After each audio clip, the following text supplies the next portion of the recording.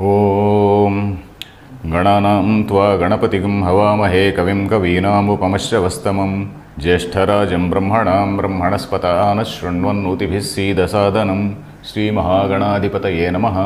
गुरुर्ब्रह्मा गुरुर्विष्णुः गुरुर्देवो महेश्वरः गुरुः साक्षात् परं ब्रह्म तस्मै श्रीगुरवे नमः। सदाशिवसमारम्भां शङ्कराचार्यमध्यमाम् अस्मदाचार्यपर्यन्तां वन्दे गुरुपरम्पराम्। ओम Dear friends, we are reading this 26th shloka of 4th Adhyaya. The context is about say various types of yajnas, and for the word yajna a metaphorical meaning is given. Any socially useful activity or any activity which is intended for personal purification, that is chitta shuddhi, for antahkarana shuddhi, any activity which contributes to chitta shuddhi or antahkarana shuddhi or self purification, it is figuratively called yajna. So many of these things are being described, and the context is to extol jnana yajna, to show that jnana yajna is the supreme of all these things. But all these things also should not be totally dismissed. All these activities which are socially useful and those activities which are intended for self discipline, these things they should not be totally dismissed. So that is the context. So here we are reading the shloka Shrotrādīn indriyānyanye samyamagnishu juhvati shabdādīn vishayananye indriyagnishu juhvati. So here we are visualizing various types of fire and various types of offerings in that. Fire again is metaphorical and then this offering also is metaphorical. The idea is a particular idea is burnt away, a particular idea is destroyed. And incidentally today is Holi. Holi is Kama Dahanam. So first of all, let us greet each other on the occasion of Holi. I extend all my good wishes to all the listeners. So the Holi, here again it is connected with this Kama Dahanam. Kama Dahanam is, that is burning away of Kama. What is the story? You must be knowing that story where Parvati, the daughter of the Himalayas, the Mount Himalaya. So this lady, she has to marry, as per the design of gods, she has to marry Shiva. And Shiva represents Chit, that is Jnana Swarupa. And then Parvati, she represents Shakti. So she has to marry this, say Shiva, as per God's design, in order to vanquish evil. That evil is personified as some demon named Tarakasura is there. And if that demon has to be vanquished, somebody who is the offspring of this Chit and Shakti, so this person only he can demolish or vanquish that say demon. So that is the design. So accordingly, she has to do some tapas. She initially goes and then she tries to woo Lord Shiva. Lord Shiva is in tapas, he is in the Mount Himalayas, and then he is doing some tapas. He cannot be shaken from that tapas, and his mind is so concentrated, and then he is that embodiment of knowledge, embodiment of Satya, not embodiment of knowledge means that Jnana Swarupa, what we call Prajnana Ghana or Jnana Swarupa. He is in that position. Then Parvati initially goes and then does some sort of say some service there. She helps him in say procuring some say certain things which are necessary for this tapas. So she keeps on helping, but then Lord Shiva does not even look at her. And then the gods, they feel frustrated because they are waiting for some son who will be born of this Shiva and Parvati. So they are frustrated. So they seek the help of this Kama. Kama is desire. Kama again is not something which is evil in the whole design, in the whole scheme of things. Kama is not necessarily evil. Kama which is mentioned, which is say motivated by adharma is bad. Kama which is motivated by dharma is not bad. Dharma viruddho bhuteshu kamosmi bharatarshabha. That is what Gita also is going to say. Kama according to dharma is good. Kama, if it is following adharma, it is bad. So likewise, so this Kama itself is again a small deity. So they see the gods, they seek the help of this Kama. Kama is the personification of desire, let us say. This Kama, his say speciality.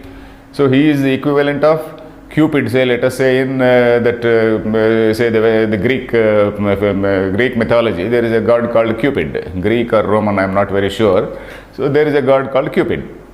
So this is the equivalent of that.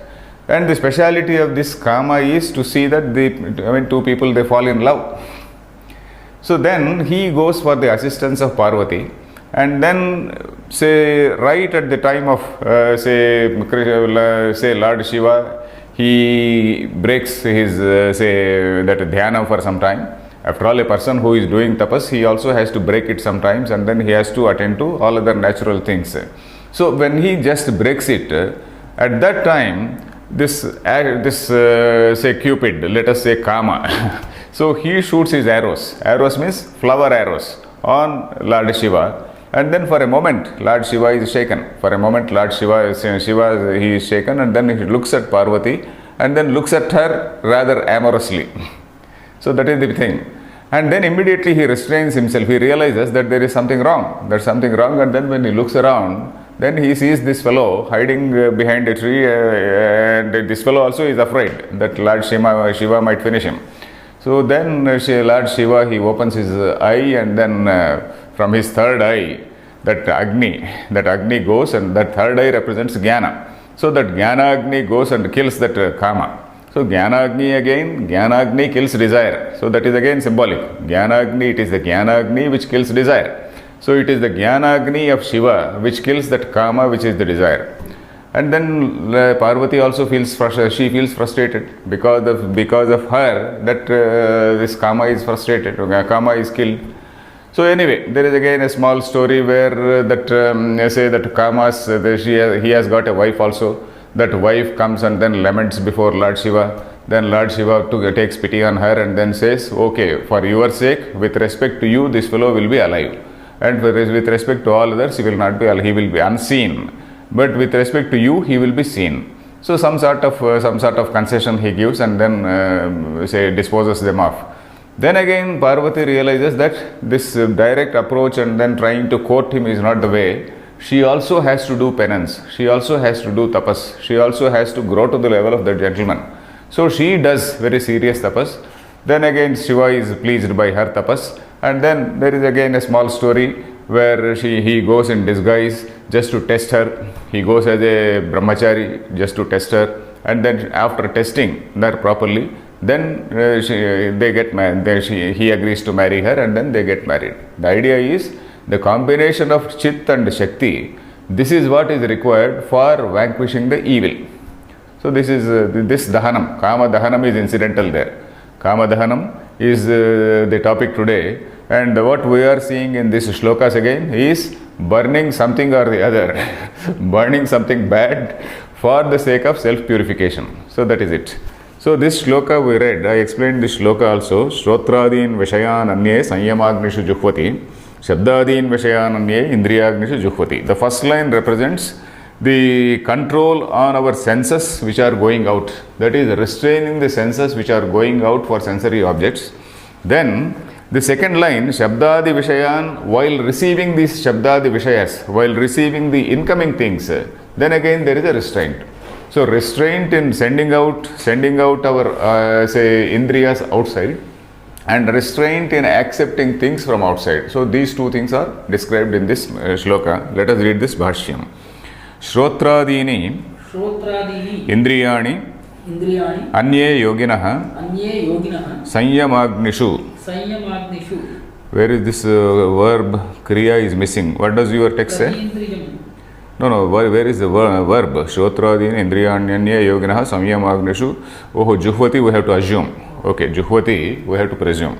Okay, Samyamagnishu. Pratindriyam Samyamo Bhidyata iti Bahuvachanam. Sanyamaha Eva Agnayaha Teshu Juhvati Indriya Samyamameva Kurvanti Ityarthaha. Okay, here Shrotradin Vishayan Anye Yoginaha. Anye means Yoginaha, some Yoginaha. Who are these Yoginaha? Yoginaha means the people who are practicing this self-restraint, etc. What are they doing? Shrotradin. This Shrotra, etc., all these Indriyas, we know they are like horses. In fact, in Bhagavata, there is one shloka which says that all these indriyas, they are like so many wives for this, say, this jiva. So, suppose a man, it is a sort of polygamous situation where you have 5 wives. So, these 5 wives, they will be dragging you in 5 different directions. So, these indriyas are compared to the 5 wives which drag a man. Bahvyaha patnyaha iva gehapatim lunanti. Some such line is there in Bhagavatam in 11th skandha. So like that, these things they drag a jiva, they drag a person. So here and there. So in order to say how to control them, then this self-restraint is compared to fire. Samyama eva agnihi. Samyama is self-restraint. Samyama, in the last class I was telling about dharana, dhyana, samadhi, put together is samyama. Dharana, dhyana, samadhi, which are described by Patanjali, all the 3 collectively are called say samyama. So samyama itself is compared to fire. So in that fire, these people, they sacrifice these indriyas. So which means the samyama is a fire which purifies these indriyas, and then whenever these indriyas go out seeking sensory objects or outside external objects, they are purified, and in a purified manner they go and take the things. So they don't take things as they come, but then in a very pious manner they look at things. When you are looking at a woman, you are looking at her with a pious view. When you are looking at something else, you are looking at it with a very pious view, not with a selfish view to acquire it. So like that. So the indriyas, they are trained to go in a very dharmic manner, to follow dharma. The samyama is basically according to dharma. So these indriyas are trained to go in a dharmic manner. So that is it. The outgoing indriyas, they are processed through fire, let us say. That is a sort of Agni Pariksha. It is a sort of ordeal by fire. It is a sort of Agni Pariksha where these things they are going through this fire called samyama, and then they are purified. Then the second line is also similar. Then samyama agnishu. Then why is he saying agnishu? Agnishu means plural. In those fires. So he says that every pratindriyam samyamaha bhidyata iti bahuvachanam. Every indriya is compared to a particular agni. For every indriya, the samyama is compared to a agni. Suppose shrotrendriyam. Shrotrendriya, say the shrotra samyama itself is a agni. Shrotra samyama, that is restraining the eye, is a agni. It is a fire. Then similarly, tvakindriya. Tvagindriya, tvak samyama is a agni.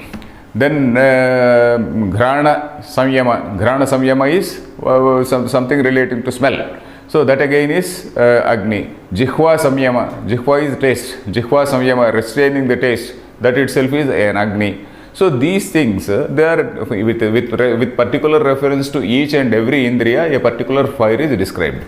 So that is why the multiplicity, the numerous fires, that is not many, numerous means not many, 5 fires. So that is why pratindriyam bhidyate. That is what he is saying. For every indriya samyama, it is described as a fire. So that is why Shrotra samyama is a fire, Chakshu samyama is a fire, then again Grana samyama is a fire. So like that.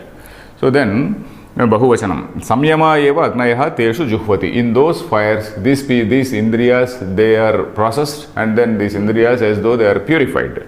Then indriya samyama eva kurvanti ityartha. Then shabdadin vishayananya. Shabdadin vishayananya. Indriyagnishu juhvati. Okay, he just repeated the line.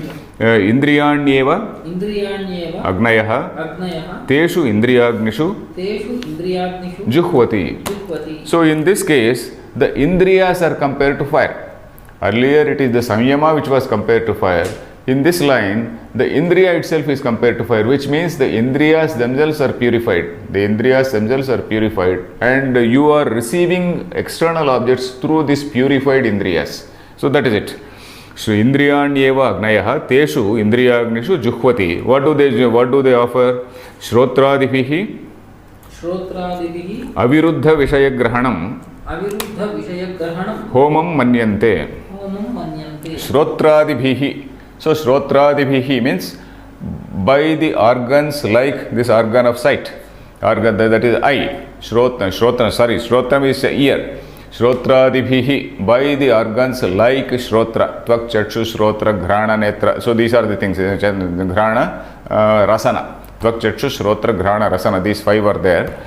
So with these things, with these senses, what do they do? Shrotradhibihi aviruddha vishaya grahanam homam. Aviruddha vishayam, Shastra viruddha vishayam. That which is not contradictory to dharma. You are accepting only those which are not contradictory to dharma. Whatever is contradictory to dharma, you are putting in that fire, and then that is destroyed. You are only accepting what is according to dharma, or what is sanctioned or permitted by dharma. So that is it. So that itself is a yajna. I think it is clear. So let's go to next shloka. Sarvani indriya karmani prana karmani cha pare atma samyama yoga gnau juhvati jnanadipite. This is again another Agni Pariksha. This is again another ordeal of fire. In the sense that all the Indriya Karmani, all the activities of all these Indriyas, these 5 Indriyas, all the activities, then Prana Karmani. Prana, what is Prana? Prana is what is called the vital air. Prana, according to our Yoga Shastra, there are 5 types of airs in the body, or the same air which is located in different parts of the body doing different functions is described as though it is in 5 parts. If you have read Amarakosha, they say what is called Pranapana Samanasya Udana Vyanaucha Vayavaha. There are 5 Vayus in the body.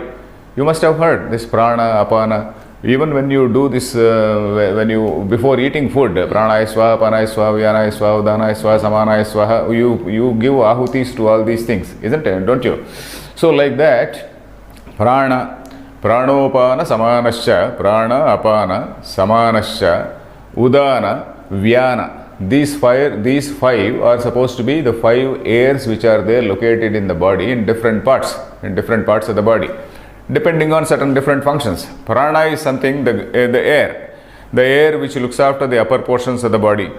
When you breathe air, then you are taking in the air and then you are sending it inside. That is called Purakam.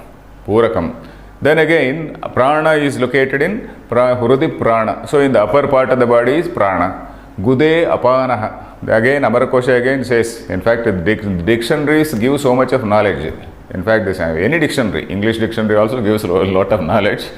Similarly, this dictionary in Sanskrit, in olden days, in fact, they used to call the kids and then they used to say make them learn by rote. This Amarakosha is there in 3 parts. This Prathama Kanda, in fact, my grandfather, he taught us this Prathama Kanda. Unfortunately, he did not teach us the other 2 Kandas. Or rather, we were too, grown up by that time and we refused to learn. We learnt only 1 Kanda from him. So anyway, that Kanda says, Hrudi Prane Gudeyapanaha Samano Nabhi Samsthitaha. Hrudi Pranaha. So in the upper part of the body is Pranavayu. Gude Apanaha. Guda not necessarily means rectum. It means the alimentary canal which pushes all this unwanted, or rather undigested food down. So all this undigested food is pushed down by the operation of that particular, Vayu, the function of which is to push it down. Gudeyapanaha Samano Nabhisamsthitaha. Then there is another type of air which is there in the middle of the body, which is supposed to give food or distribute food to different parts. Maybe that acts on the the system that is what is this system? This blood circulation system. Then Samano Nabhisamsthitaha. Udana Kantadeshastu. Udana is one air which takes care of this the voice which comes out of our this equipment which is there here, this thorax. So this voice, and then it takes care of the upper portion of the this head, this throat and above. This Udana takes care. Ut means up. Ut plus ana, Udana. Then Vyana, V plus ana is Vyana. That is all over the body. It maintains some pressure. So that is the function of that Vyana. So Hrudi Prana. So in everything, pra plus ana. Ana actually means, ana is a dhatu. Ana means ana pranane. Ana means to live. Ana means to live. In fact, the English word animal probably is associated with this. The Sanskrit root ana is also linked to this English root animal. So that which lives is an animal. So ana when pra plus ana is prana. Prana. Apana, apa plus ana, that is downward, that is apana. Aprana, pranopana, samanaha. Sam plus ana is samana. Samana napi samsthitaha. Then similarly, pranopana, samanasya, udana. Ut plus ana, that is upwards. Then vyana, V plus ana. V means everywhere. Vyana. So depending on the functions they have named, the same air which we take in, the air which gives the energy, this energy is distributed in different parts of the body in different types. So these 5 are called the pranas. The pranas are the 5 vital airs. The air may be one and the same. This same air, it distributes in different parts of the body. We do not know how far scientific it is. Maybe somebody has to do some proper study of this, because our yoga tells certain things. I am not aware whether any research has been done in this field, but I am telling what is there just in the book, in the yoga text, and also in that Amarakosha. So which is prana karmani chapare, all the activities of this prana karmas. So this restraining, in the next shloka he is going to say all these prana karmas, that is apane juhvati pranam, prane panam prane apanam tatha pare. So in the next 29th shloka he is going to say. But anyway, prana karmani, all the activities of this prana, all the energy related activities, some people, they offer in what? In Atma Samyama Yoga Gnau. Atma Samyama. Atma Samyama, here the word Atma does not refer to the Supreme Brahman. Atma is here only self. Atma Samyama means self-restraint. Atma Samyama. Shankaracharya says, Atmani Samyamaha. Atmani Samyamaha. Atmani Manasaha Samyamaha. In oneself, the mind is restrained. What is it that has to be restrained? It is the mind which has to be restrained. So that restraint of the mind within oneself is that Atma Samyama. So that is that yoga. That itself is yoga. And that Atma Samyama yoga is compared to Agni. Atma Samyama yoga itself is compared to Atma Samyama is called a yoga. Atma Samyama yoga is compared to an Agni. So in that Agni, all the activities of these Indriyas and all the activities of the body, the prana karmani, this energy related activities, all these things they are offered. Which means whatever you do, it is according to dharma. It is according to, then again in the last word says, Jnana Deepite, which are purified by Jnana, which are Deepite means Prakashite, Viveka Ujjvala Bhavam Apadite. Okay. Jnana Deepite means which have been purified by Jnana. And this Jnana, the word Jnana does not mean Brahma Jnana. Jnana is a lower level of Jnana. If it is Brahma Jnana, we will not be talking here. Here the Jnana relates to Viveka. Shankaracharya is going to say that it is only Nitya Nitya Vastu Viveka. And then because of this Viveka also is a required thing. It is a prerequisite for the final Jnana. But it is not the final thing, it is in the intermediate level. So like that. So by this Viveka, this thing is Atma Samyama is purified, and then all these Indriya Karmas etc. they are all processed there by this Viveka and then accepted. So all our activities are purified by Viveka, and then the mind is restrained. So that is the shloka here, meaning here. The words are like this: Sarvani Indriya Karmani Prana Karmani Cha plus apare cha pare Atma Samyama Yoga Gnau. Yoga Gnau is in Saptami Vibhakti. In that fire, Agnau. Juhvati. Juhvati, I said it is plural. Juhoti, Juhutaha, Juhvati. Juhvati means they offer. They offer it as a sort of offering. Then Jnana Deepite Yoga Gnau. In that Yoga Agni, which is illumined by Jnana, which is illumined by that Viveka, by discrimination. Viveka means discrimination. What is right and what is wrong. So that is the discrimination. Let us read the Bhashya. Sarvani Indriya Karmani Indriyanam Karmani Indriya Karmani Tatha Prana Karmani Prano Vayuhu Adhyatmikaha. Tat, is it Tat or what is it? Yes, it is Tat Karmani Akunchana Prasaranadini Tani Cha Apare Atma Samyama Yogagnau Atmani Samyamaha Atma Samyamaha Sayeva Yogagnihi स एव योगाग्ने योगाग्निः योगाग्निः तस्मिन् आत्मसंयमयोगाग्नौ तस्मिन् आत्मसंयमयोगाग्नौ जुह्वति प्रक्षिपन्ति जुह्वति प्रक्षिपन्ति ज्ञानदीपिते ज्ञानदीपिते स्नेहेनैव स्नेहेनैव प्रदीपिते प्रदीपिते विवेकविज्ञानेन विवेकविज्ञानेन उज्ज्वलभावमापादिते उज्ज्वलभावमापादिते प्रविलापयन्ति इत्यर्थः. प्रविलापयन्ति इत्यर्थः. Okay, this is a very long line. In one long line it is finished. Okay, sarvani indriya karmani. Indriya karmani means indriyanam karmani, the activities of the senses. Indriya karmani means activities of the senses.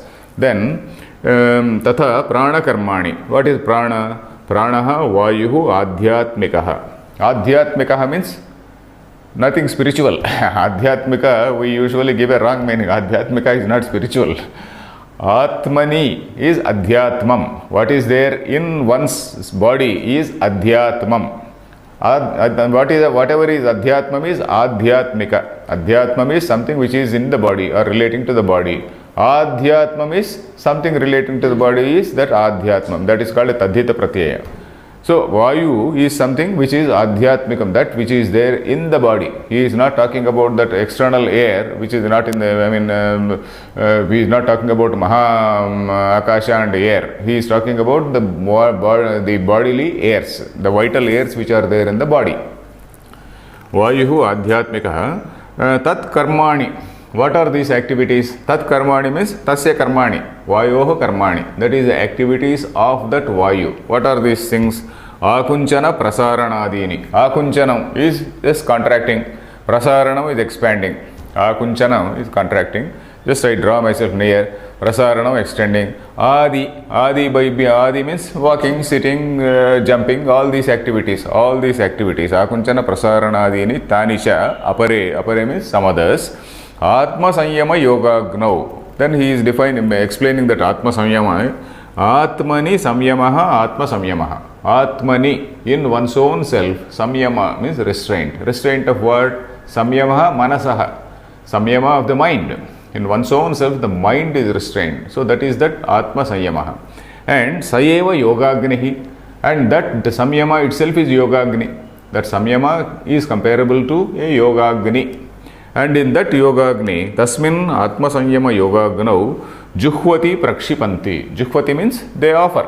Prakshipanti. They throw all those things into that fire. What is that fire again? Jnana Deepite. That again is kindled by Jnana. Deepite means it is again kindled. Snehenaiva Pradipite. That is what he says. Snehenaiva Pradipite. Sneha means, what is Sneham? Not friendship. Sneha has two meanings. Sneha means ghee. Ghee which you put, that is sneha. I think we came across this word earlier also. Sneha means two things in Sanskrit. Sneha means friendship. Then sneha also means ghee. When you put say fire, you have to occasionally put some ghee also to keep it more active. The fire, otherwise the fire gets extinguished, because you keep on giving all these offerings. When the offerings are too many, the fire gets extinguished. So you have to keep on lighting that fire. You have to keep on increasing that fire again and again. So for that again you are putting some ghee. You are putting some oil into that. Of course, we don't put any other oil. We only put ghee. So sneha is ghee.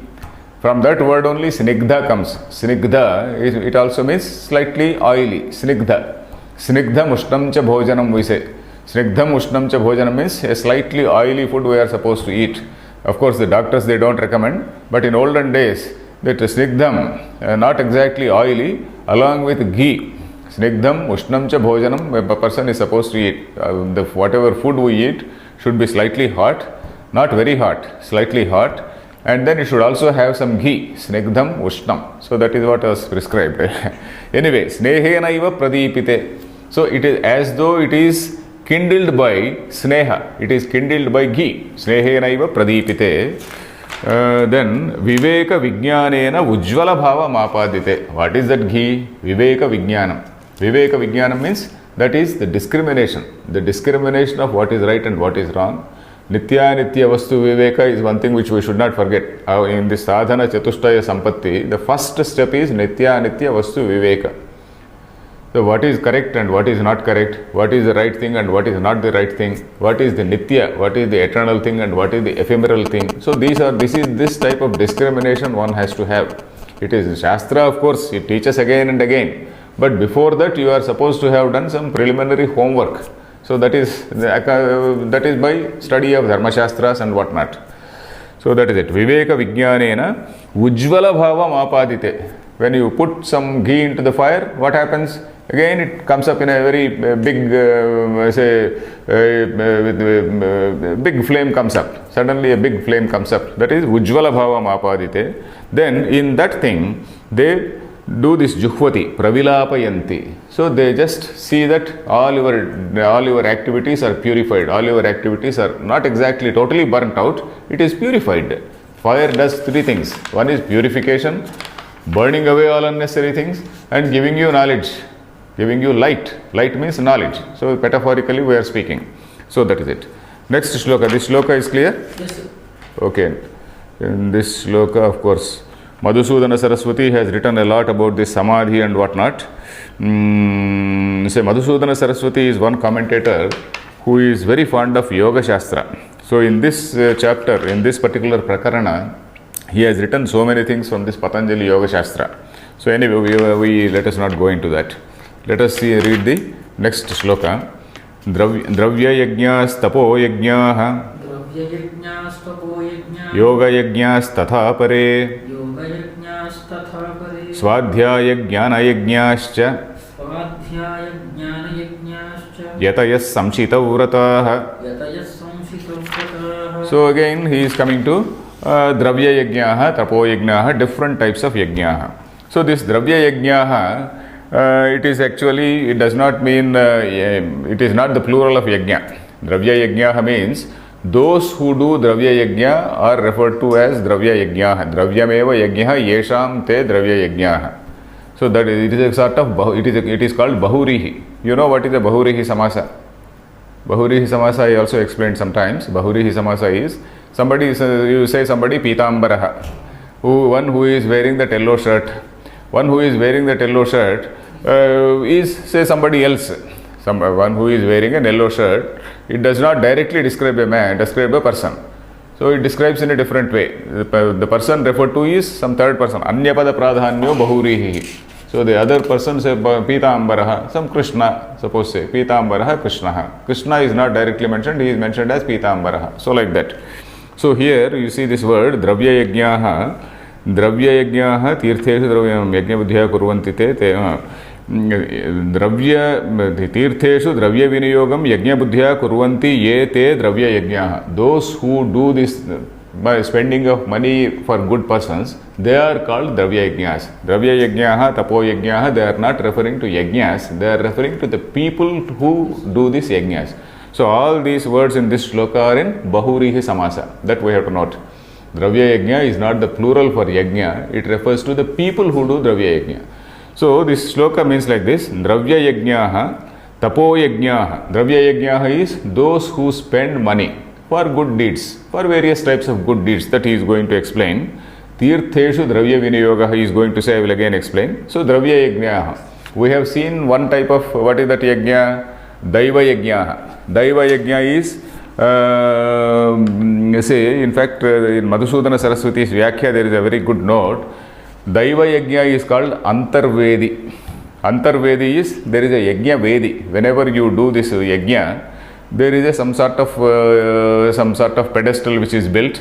There is a sort of, there is a Homa Kundam. Homa Kundam is a small pit in a particular formation. There is either it may be a triangular formation, or it may be a rectangular formation, or it may have the formation of a, what is that, Shyena. Shyena means a hawk. In the hawk shape it may be there, or it may be in some other shape. So these are the various shapes in which that Yajna Kundam is formed.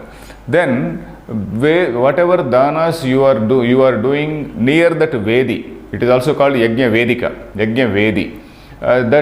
Those danas are called Antarvedi. In fact, you must be knowing about one Punya Kshetra, one pilgrim center in East Godavari, Antarvedi. I never knew the name of, I never knew the meaning. At that time when I visited Antarvedi, I never knew the meaning till I read this Bhashyam of Madhusudana Saraswati. He says, Antarvedi Danam that is in the Daiva Yajnas.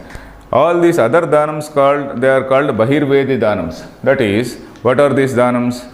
Vapi, Kupa, Tatakadi, Devata, Ayatananisha. So we were talking about all these things yesterday also. Somebody digs some well, then somebody digs some tank, somebody constructs a temple. Devata Ayatanam is Devata Ayatanam, Devalayam. So somebody builds a temple, then somebody does Annadanam, Annapradhanam, Aramaha, somebody builds some shelters. All these things they are called Purtam. So these are called Bahirvedi Danam. Bahirvedisha Yaddanam Dattamit Yabhidiyate. He says these are all called Bahirvedi Danas. And Danam which is done in the context of a Yajna, where this Ritviks and all these people are there, that is called Antarvedi. So anyway, here we are talking about this Bahirvedi Danas. This Antarvedi Danas, of course, that created its own economy. Because there are about 16 Ritviks in all these Daiva Yajnas, there were about 16 Ritviks. Apart from these 4 main people, there were about 16 Ritviks. And different types of Danam has to be given. So that created its own economy. Like our own temples now. Our own temples, what are they doing? All our temples are under the control of the government. Temples are not in the control of any, really philanthropic persons. They are under the control of government. And government treats the temples as a source of income. Government only treats all these temples as a source of income. They develop some competition. They introduce some new pujas and then create more problems for the pilgrims. And then there are several temples where in Andhra Pradesh somebody was saying that there are about 20,000 temples where the temple cleaner gets some 7,000 rupees salary. Whereas the temple Archaka, the Pujari who actually performs the puja to the deity, he gets some 500 rupees. Pujari gets 500 rupees or maybe some $10, let us say, in modern terms. And then the servant of the temple, he gets, because the servant is getting a pay scale, when this Pujari is not a government servant. That fellow is a government servant who gets some 7,000 rupees. So this is the type of service which our endowments department is doing in Andhra Pradesh. In fact, this system was introduced by the Britishers. Unfortunately, we have not got over the system even after 70 years after Britishers left. We are still continuing because so many vested interests have entered, so many vested interests are operating. So that is the fate of our temples. Anyway, that is about Daiva Yajna. So that is a different type of economy where the government is making money basing on the temples and then actually insulting our religious practices. Actually, the government is insulting our religious practices by keeping all the temples under them. So anyway, that is a different thing. But here we are talking about Dravya Yajnaha. So Dravya Yajnaha refers to the people who do Dravya Yajnas. That is people who give donations for various things. Then Tapo Yajnaha, the people who do different types of tapas.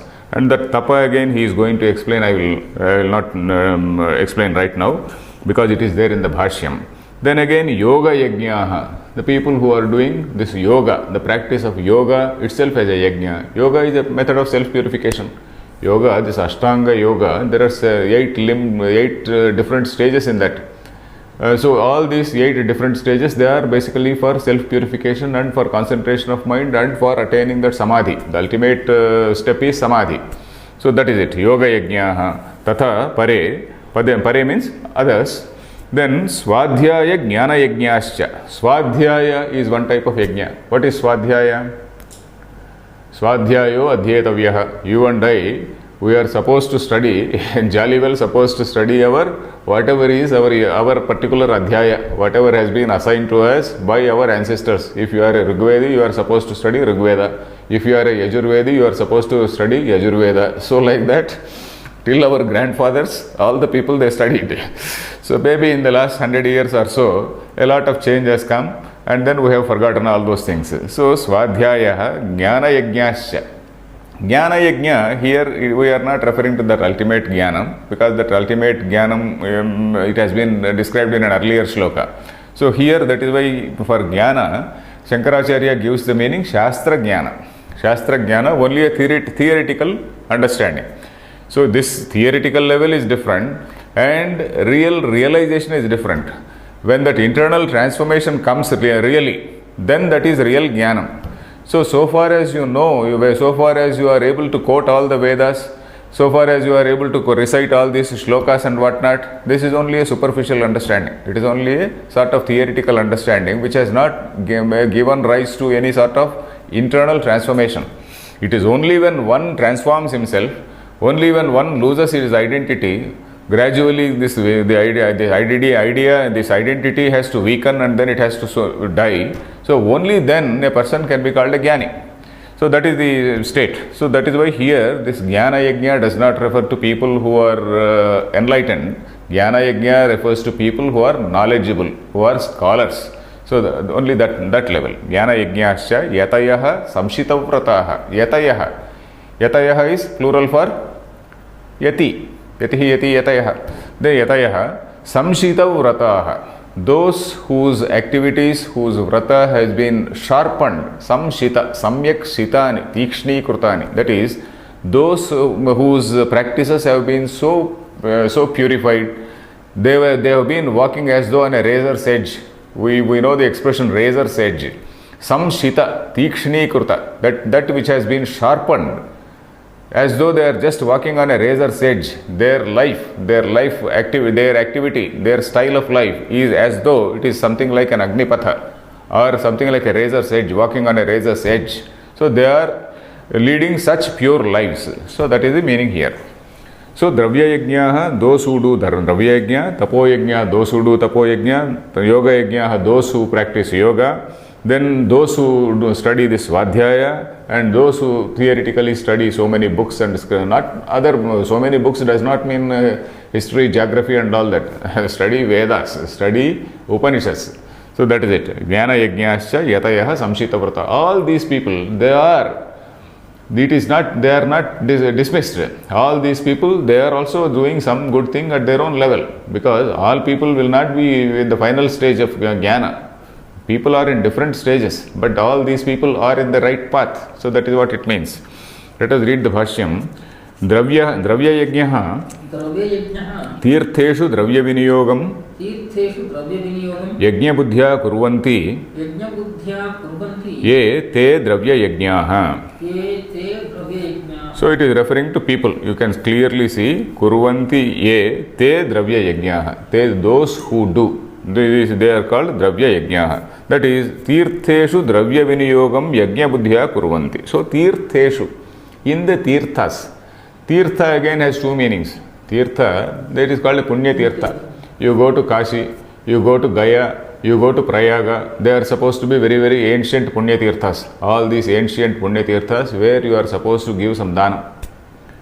Say Rameshwaram. So very, very ancient places. So all these places are, they are called tirthas, because all our rishis and all our Puranas, there is a mention of all these places. So in those places, so there is a sentiment that whatever dana you do there, it gives a lot of result for you, gives a lot of punyam for you. Or if you do without that karma phala sangam, that is again all the more better. It leads for your chitta shuddhi. Then tirtha is one meaning is that. The second meaning is a person who deserves. Patreshu. Tirtheshu means patreshu, one who deserves. Suppose a highly learned man, a great jnani comes to you, some saint comes to your house, or say some other great man or somebody, or really it need not be a jnani, a poor man who deserves some help. So a poor man, a good poor man who really deserves some help. So these people are also called tirtha. Tirtha means a deserving person. So tirtha means a pilgrim center and also means a deserving person. Tirtheshu dravya viniyogaha. So there you are spending money. Yajna buddhya kurvanti. Dravya viniyogam yajna buddhya kurvanti yete dravya yajnaha. Yajna buddhya. So with a sense of sacrifice. Not with the intention of any punya, not with any intention of any benefit for you. Yajna buddhya, with a sense of sacrifice you are doing. So that is why they are called, those people are called say dravya yajnaha. Then tapo yajnaha. Tapaha yajnaha yesham tapasvinam. Te tapo yajnaha. So those people are called tapo yajnaha, for whom tapa is a yajna. Tapas is a yajna. Tapas again, Tapas again gives, there are two meanings for tapas. Tapas is tapa alochane. For example, in this Taittiriya Upanishad, there is a statement, tapasa brahma vijijñāsasva. By doing tapas, you know Brahman. There, tapa is contemplation. Contemplation, you are having this Annamaya Kosha, Pranamaya Kosha, Manomaya Kosha, all these koshas. You have to negate all these koshas and then find out what is the innermost self of yours. So that is the level at which the word is talked about. It is explained there. But here we are not talking at that level. Tapa is Kruchra Chandrayanadi Tapaha. Kruchra Chandrayanadi, is it there in the Bhashyam? No, it is there in Madhusudana Vyakya. So Madhusudana Vyakya, he says tapas is Kruchra and Chandrayana. Kruchra means a very serious, say, fasting, things like that.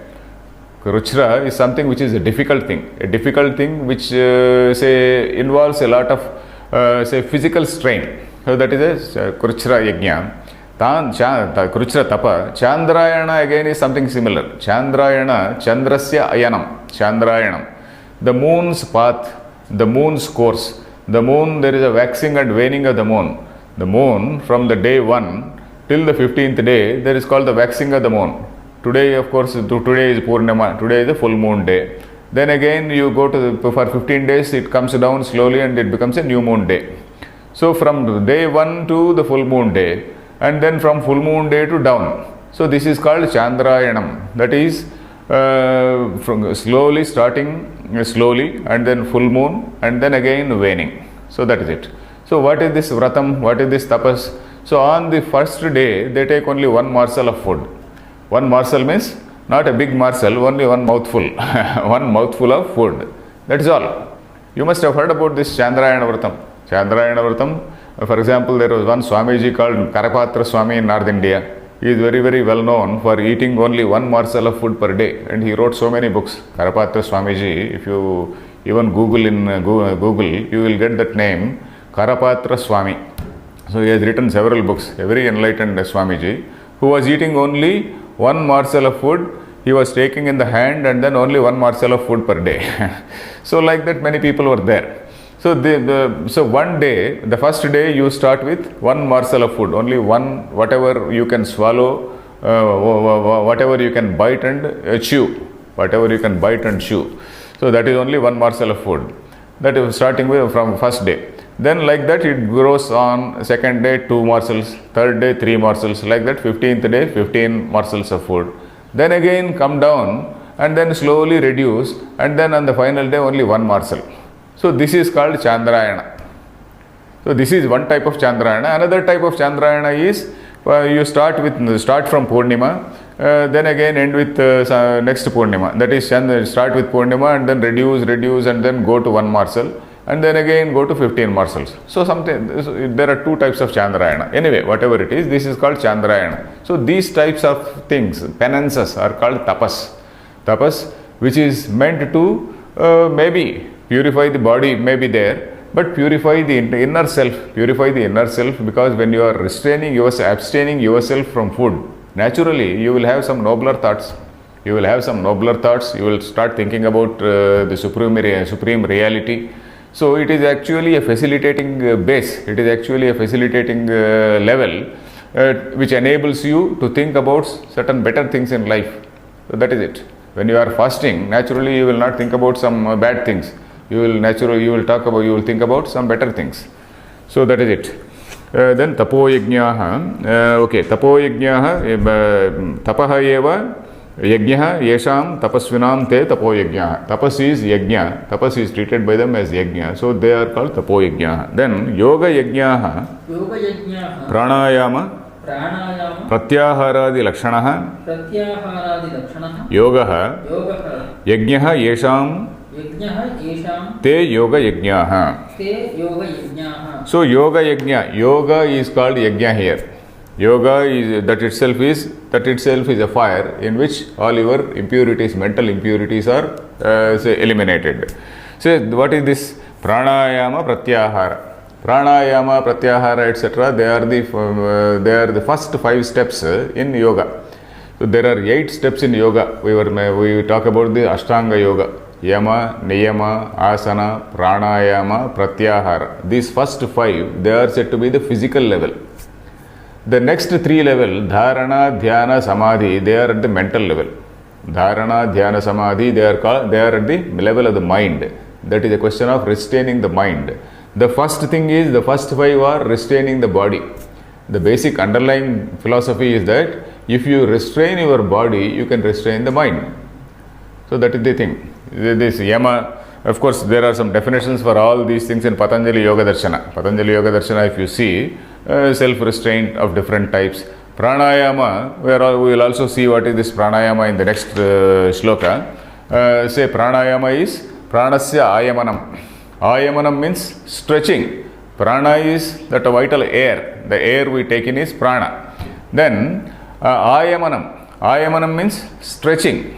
It is stretching like a bow. The dictionary meaning is just stretching like a bow, keeping it tight like a bow.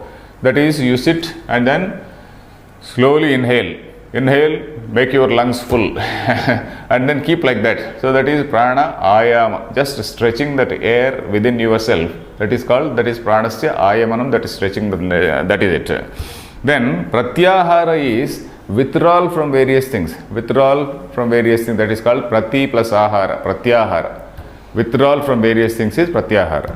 So that is a restraint. So these are at the physical level. So all these things, they are necessary for restraining the mind. Pranayama, pratyahara, all these things are restraints which are mentioned, which are helpful for restraining the mind. So pranayama, pratyahara, the lakshana yogaha, yajnaha yesham te yoga yajnaha. Those people, those yogins who practice all this pranayama, pratyahara, etc., they are called yoga yajnaha. Then tatha pare swadhyaya jnana yajnascha swadhyayo yathavidhi rugadyabhyasaha yajnaha yesham te swadhyaya yajnaha. So yatha vidhi rugadyabhyasaha. Yatha vidhi. So I can't, according to this, I am not supposed to see internet and learn Rigveda. I am supposed to go to a teacher and learn Rigveda. Yatha vidhi. The vidhi is that you have to go to a teacher and then from a teacher you are supposed to learn.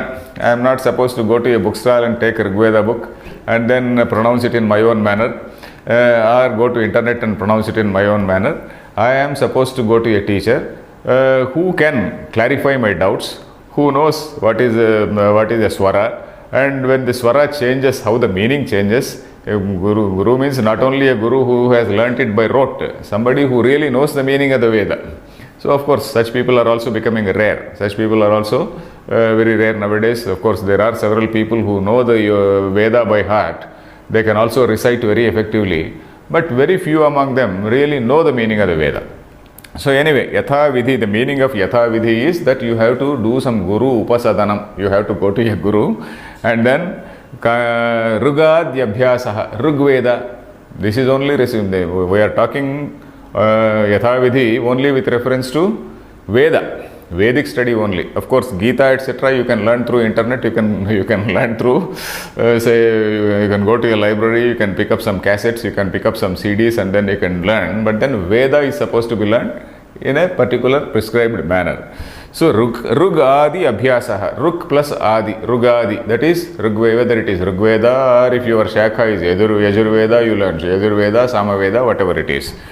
Rugadi Abhyasaha Yesham Te Swadhyaya Yajna. Those for whom this Rigveda, etc., those who study these Vedas according to the prescribed manner, they are called Swadhyaya Yajna. Then Jnana Yajnaha, Jnanam Shastrartha Parigyanam, Yajnaha Yesham Te, Jnana Yajnascha. Okay, Jnana Yajnaha. Jnanam, as I was saying, Jnanam does not refer to the Brahma Jnanam, Shastrartha Parigyanam. So, an understanding of the scriptures is an intellectual level. An intellectual level understanding of these scriptures. So that is Shastrartha Parigyanam. So that is Yajna Yesham. maybe at our level. So those people who are at our level, who are knowing the scriptures at an intellectual level. So for those people, yajnaha yesham te jnana yajnaha. They are called jnana yajnaha. So those people who have a theoretical understanding or an intellectual understanding of these Vedas, of the meaning of these Upanishads, etc., they are called the jnana yajnas. Then yatayaha yatana shilaha. So yatana shilaha. So yatanam is yati. Yati is what? Yama, restraint basically. So yatana shilaha, their shilam, their very nature is to be restrained. Their very nature, their very character is to restrain. Then samshita vrataha, samyak shitani, tanukrutani, tikshnikrutani, vratani, yesham te samshita vrataha. Samshita vrataha. Sam plus shita plus vrata. Sam means samyak, in a proper manner, in a very effective manner. The upasarga sam means effectively. Sam plus shita. Shitani, that is, he gives two meanings. Tanu krutani, they have been made thin. Tanu means thin. Tanu and thin are same. Tanu krutani, those which all our say activities, they have been made thin. Tishni krutani, they have also been made sharp. They have been made thin and sharp. So that means all your activities, they are so razor sharp. They are so say perfect. Razor sharp means they are so perfect. So all your activities have been so perfected. So those people are called samshita vrataha. Those whose activity, vratam means vartate anaya iti vratam. So that is activity. Vratam actually means some style of life, let us say. Their style of life is so sharpened, their way of life, their behavior is so sharpened that they are called samshita vrataha. So that is the meaning here. So is the word clear? Yes. Samyak shitani tanukrutani, they are called samshita vrataha. Then let us see the next shloka. Apane juhvati pranam, prane apanam tatha pare. We have to really read prane panam tatha pare. I broke it because basically to know that, to say that there is one other. Prane panam tatha pare. Strictly speaking, we have to read like that. Pranapana gati ruddhva, pranayama parayanaha. Okay, then here he talks about 3 minutes. He talks about different types of say yoga. Different types of yoga means within yoga there is what is called Puraka, Kumbhaka, Rechaka. Yoga, actually there are some books called Hatha Yoga Pradipika. If you see one book, you can refer to that book maybe in the Google or outside also. Hatha Yoga Pradipika is one book which talks about the restraint of the way, different ways in which we have to control the vital air, the prana in the body. These are described in this Hatha Yoga Pradipika. Hatha Yoga Pradipika is one thing. There is another science called Swara Shastra. Swara Shastra is something which is very little known. I don't know why. In olden days, people used to follow this Swara Shastra. Swara Shastra is, say, the knowledge of the, say, the movement of air within the body. This movement of air within the body, that itself was an exclusive science in olden days. Suppose at any time, at any given time, if you observe yourself, you will be breathing out or breathing in through only one nostril. We have got 2 nostrils. At any given time, most of the time, we will be say operating through one nostril only. Suppose you see like this. Suppose you exhale like this. So now, right now, I am breathing out and also breathing in through my left nostril. Sometimes you will be breathing out through left nostrils. Right nostril. Every 2 hours, there is a change in this breathing. Have you heard about it? No. So every 2 hours, the body changes from left nostril to right nostril and vice versa. Every 2 hours. Unless you change the posture. Suppose you sit like this for a long time. Suppose you lean on your left shoulder and sit. Then after some time, you will be breathing through your right nostril. Suppose I lean on this side and then I sit like this for some time. Then after some time, I will be breathing through my left nostril. But normally, when left to yourself, every 2 hours this changes. And at the time of changing, when the breath changes from one nostril to another nostril, for some time you will be feeling air through both nostrils. So at any given point of time, if you just see, most of the time it will be through one nostril only. So all these things were also observed in olden days. If you are breathing through this right nostril, it was called Surya Nadi. If you are breathing through your left nostril, it was called Chandra Nadi. So in between, when that exchange is going on, that is called Sushumna Nadi. So when you are breathing through your right nostril, what are the things which you are supposed to do, and what are the things you are not supposed to do? When you are breathing through left nostril, what you are supposed to do? So these things, over a period of time, maybe hundreds and thousands of years, these people have observed, and then they have noted down. You can actually, I don't know whether it is available in the Google, Swara Shastra. You can just check up Swara Shastra. It tells about the functions of the body, the functions of the air in the body, and how different empirical observations are made according to, say, that Shastra. For example, if you are, say, feeling hungry, most of the time, it may be the time when you are having that breathing through the right nostril. And if you are having breathing through the left nostril, if you try to start your lunch, you will not be feeling hungry. So it's only when you are breathing through the right nostril that you will feel hungry. So these are certain empirical, not only that food, various other activities. What are the activities which you can do when your right nostril is breathing, or when you are breathing through left nostril, what are the activities to be done? So like that, there is an observation.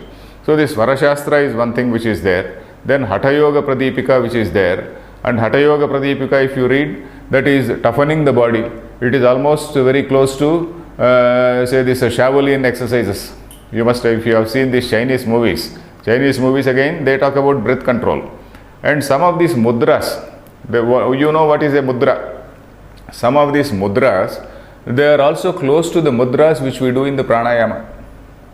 Pranayama, you do some mudra. When you do your Sandhyavandan, what is this? Angushtabhyam namaha, Tarjanibhyam namaha, Madhyamabhyam namaha. You do some mudras. You do namas with thumb. You do namas with this. You do namas with Madhyamabhyam namaha. You do namas with this thing. You do namas this with Kanishtikabhyam namaha. These are so close to some of the exercises which the Chinese and Japanese do in those, say, this martial arts thing. So this Hatha Yoga Pradipika and martial arts, again, so they are so interrelated. Because again, after all, these martial arts were also developed by these monks who were also yogis. So like that, this is something which is supposed to be the control of the vital airs in the body. I do not know whether anybody has done any research about the link between the Indian type of pranayama and the other types of pranayama. But if you see the movies also, you can see some of these mudras which are so close to our pranayama, our mudras which we do during our pujas. So anyway, so apane, time is over or what? Briefly explain. Time is over. Okay, anyway, we'll see in the next class. Om Purnamadah Purnamidam Purnat Purnamudachyate Purnasya Purnamadaya Purnameva Vasishyate Om Shanti Shanti Shantihi.